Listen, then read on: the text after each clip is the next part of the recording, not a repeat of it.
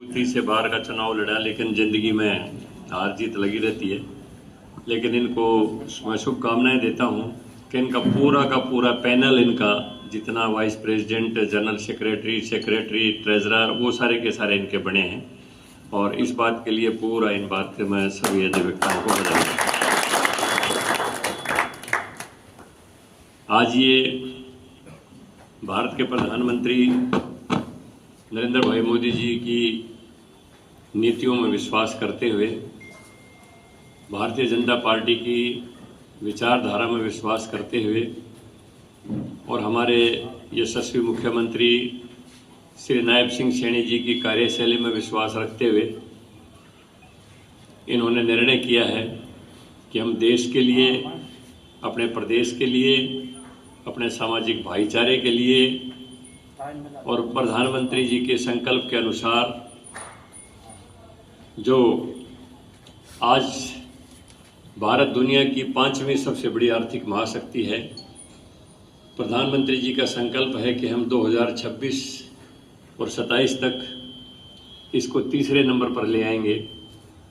और जब 2047 में भारत की आज़ादी के 100 वर्ष पूरे होंगे तो भारत दुनिया का सबसे विकसित और सबसे सिरमौर राष्ट्र होगा। ये प्रधानमंत्री जी का संकल्प है।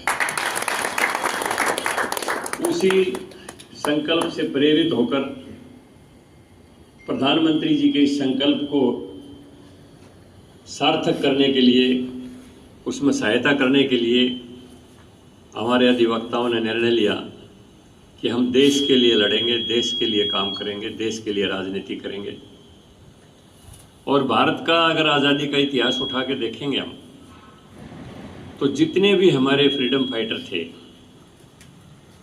और जितने भी महापुरुष थे, पंडित मोतीलाल नेहरू से लेके उनके बेटे जवाहरलाल नेहरू, राष्ट्रपति राजेंद्र प्रसाद, सरदार वल्लभ भाई पटेल, नेताजी सुभाष चंद्र बोस, वीर सावरकर, बाबा साहब भीमराव अंबेडकर, जितने भी हमारे क्रांतिकारी और संविधान के निर्माता थे, वो पेशे से सारे के सारे अधिवक्ता थे, एडवोकेट थे।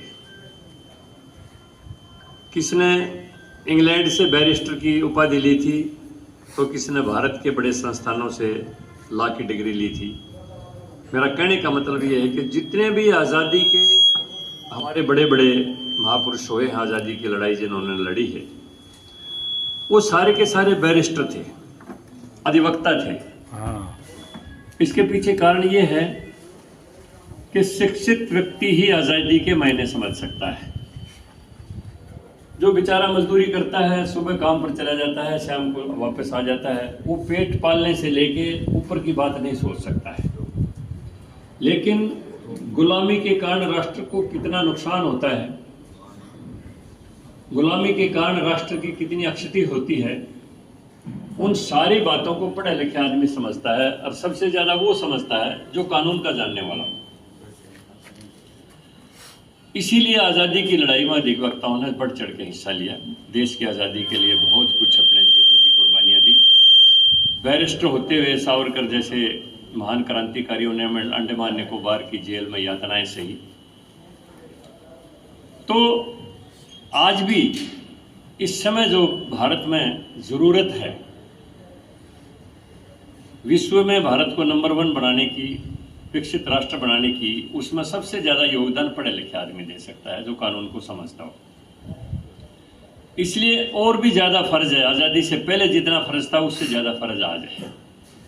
बहुत सी चुनौतियां आज राष्ट्र के सामने हैं। जैसे आप रोजाना देखते होंगे, भारत की सभ्यता को, संस्कृति को नुकसान पहुंचाने के लिए, उसमें क्षति पहुंचाने के लिए हमारी एजुकेशन पॉलिसी को बदला गया। लंबे समय तक मैकाले की योजना के अनुसार हमारी एजुकेशन पॉलिसी के माध्यम से क्लर्क पैदा होते रहे। देश में जो भी चीज़, छोटे से छोटी चीज़ थी, वो बाहर से आयातित होती रही। जबकि शशि थरूर ने एक पुस्तक लिखी है, अंग्रेजी काल अंधकार का काल। उन्होंने अपनी एक पुस्तक में लिखा है कि औरंगजेब, हालांकि क्रूर बादशाह था, वो बहुत ज़्यादा धार्मिक रूप से कट्टरवाद उसमें था, बहुत हिंदुओं के ऊपर अत्याचार किए और उनको हम कंडम करते हैं, लेकिन अर्थव्यवस्था उस समय जो देश की थी, हिंदुस्तान की 33% भागीदारी विश्व व्यापार में थी। उस समय भी हिंदुस्तान सोने की चिड़िया था, विकसित राष्ट्र था। लेकिन अंग्रेज जब आए, अंग्रेजों ने भारत में जो कच्चा माल तैयार होता था, कच्चा माल जो निकलता था, वो बाहर इंग्लैंड के कारखानों में बेच कर वहां से बनी हुई चीजें भारत में बेचनी शुरू कर दी। भारत का जितना भी दस्तकार था उसको निहत्था और उसको बेरोजगार कर दिया। इसीलिए भारत की अर्थव्यवस्था गिरती गई और अंग्रेज जिस समय देश को छोड़ के गए तो विश्व व्यापार में भारत की भागीदारी केवल मात्र 1.4% थी। अब ये बातें ऐसी हैं जिनको पढ़े लिखे आदमी समझ सकता है। अनपढ़ आदमी तो बेचारा यही कहेगा मेरा राशन कार्ड बनवा दो, मेरी बुढ़ापा पेंशन बनवा दो, मेरे बच्चे की फीस माफ करवा दो। उसकी डिमांड तो इसी किस्म की होंगी। नहीं, इधर करोगे तो ज्यादा बोलेगा, बस बस यूं रहने। आदमी इन सारी बातों को समझता है कि देश में इस समय देश के सामने संकट क्या है। तो उस सारी बातों को समझते हुए हमारे सारे अधिवक्ताओं ने फैसला लिया है कि हम अब राष्ट्र के लिए काम करेंगे। प्रधानमंत्री की, मोदी जी की नीतियों में विश्वास करते हुए भाजपा का साथ देंगे। इस बात के लिए मैं इनकी पूरी टीम को अपने हृदय की गहराइयों से इनको पूरी टीम को धन्यवाद देता हूँ। इनका भाजपा में स्वागत करता हूँ। और साथ ही साथ मेरा ये कहना रहेगा कि आप क्योंकि बुद्धिजीवी हैं और गीता में एक श्लोक है, या निशा सर्वभूतानां तस्याम जागर्ति संयमी यस्याम जागर्ति भूतानि सा निशा पश्यन्तो मनि। कि आम आदमी जिन चीजों के प्रति सोया हुआ रहता है, मुनि उस बारे में सोचता है। वैसे साधारण भाषा में कह देते हैं कि आम आदमी के लिए जो रात होती है, मुनि के लिए दिन होता है। और मुनि के लिए जो दिन होता है वो लोग उस बारे में नहीं सोचते हैं।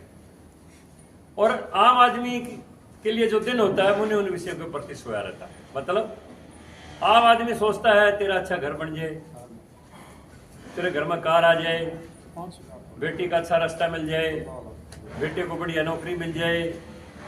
आम आदमी इन चीजों से ऊपर नहीं उठता है, कोई नहीं बारे में सोचता है। लेकिन मुनि व्यक्ति ये सोचता है कि मेरे देश में प्रदूषण बढ़ रहा है, बीमारियां बढ़ रही, इसका क्या इलाज होगा। पानी लगातार कम हो रहा है, जोड़ों का, तालाबों का सब पानी दूषित हो रहा है, इसका क्या इलाज है। वृक्ष कटने के कारण पूरा का पूरा जो जलवायु का जो पैटर्न है वो पूरा चेंज हो रहा है, पूरी तरह से बदल गया है, इसका क्या इलाज होगा। मुनि व्यक्ति इन चीजों के बारे में सोचता है, यानी आम आदमी इन चीजों के बारे में सोया रहता है। अब कोई आदमी अगर जंगल में लकड़ी काटता है तो के बारे में सोचता है।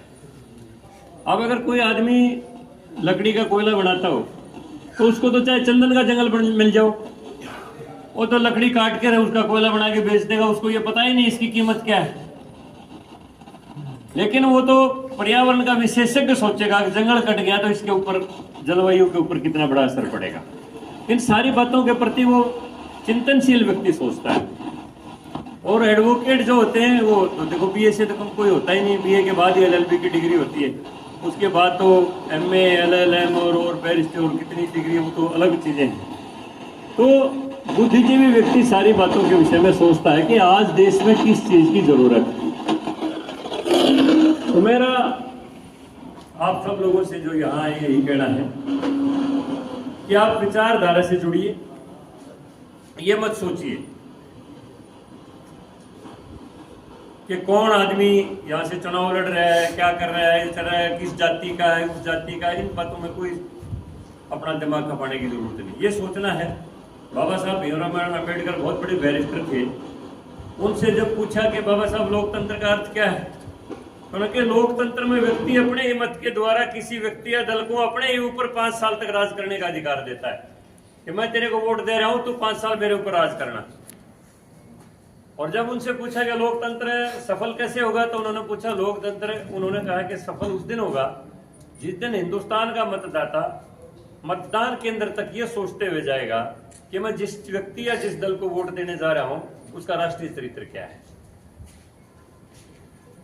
वो मेरे देश के बारे में क्या सोचता है, देश की एजुकेशन पॉलिसी के बारे में क्या सोचता है, देश की शिक्षा नीति के बारे में, देश की रक्षा नीति के बारे में, देश की विदेश की नीति के बारे में वो क्या सोचता है, समाज के बारे में, समरसता के बारे में उसके क्या विचार है, उसके कैंडिडेट का चरित्र क्या है, उस सारी बातों को सोचते हुए मतदान केंद्र तक जाएगा और फिर वोट को कास्ट करेगा, तो फिर वो गलत नहीं निर्णय लेगा, सही निर्णय लेगा। यही लोकतंत्र की सफलता का राज है। तो ज्यादा लंबी चौड़ी बात ना कह के आज आप सब लोग आए हैं, सबका स्वागत है। और मुझे उम्मीद है कि एक निष्ठा के साथ, एक संकल्प के साथ कि हमने इस देश को हिंदू राष्ट्र बनाना है, इस देश को सबसे विकसित राष्ट्र बनाना है, इस देश में हमारी भाषा से प्रेम करना है, देश में हमारी भूषा से प्रेम करना है, देश में हमने सांस्कृतिक त्योहारों से, सांस्कृतिक परंपराओं से प्रेम करना है, देश में वही जो हमारे पुरातन काल में जो वैश्विक संस्कृति थी, सर्वे भवन्तु सुखिनः सर्वे सन्तु निरामया, कुटुंब वैश्विक कुटुंबकम, यानी पूरे संसार को अपना परिवार मानो, सबकी सुख की कामना करो, सबके जीवन की कामना करो, सबके मेल जोल की कामना करो, समरसता की कामना करो। उस संकल्प के साथ हमने इस देश को विकसित राष्ट्र बनाने के लिए चलना है। आप सब लोग आए हैं। मैं बहुत बहुत पूरी पार्टी की तरफ से, हमारे प्रदेश अध्यक्ष की तरफ से, हमारे प्रदेश के मुख्यमंत्री की तरफ से, हमारे राष्ट्रीय नेताओं की तरफ से आप सबका भारतीय जनता पार्टी में बहुत ही हृदय की गहराइयों से स्वागत करता हूं। और पुनः ये दोहराता हूं मैं कि आप एक संकल्प के साथ बने रहें कि पहले मेरे लिए राष्ट्र है, देश है, पार्टी सेकंड, पार्टी दूसरे स्टेप के ऊपर है, और मेरा खुद का जो स्वार्थ है कि सेल्फ लास्ट, कि अपने विषय में सबसे बाद में सोचूंगा, पहले देश के बारे में सोचूंगा। यही चरित्र हमें सिखाया जाता है। और जब भी कोई भारतीय जनता पार्टी की कोई गोष्ठी होती है, कोई सभा होती है, कोई समिति की बैठक होती है, तो उसमें एक गीत दोहराया जाता है। उसकी प्रथम लाइन में आपको सुनाता हूं कि पथ का अंतिम लक्ष्य नहीं है सिंहासन चढ़ते जाना, सर्व समाज को साथ लिए आगे है बढ़ते जाना।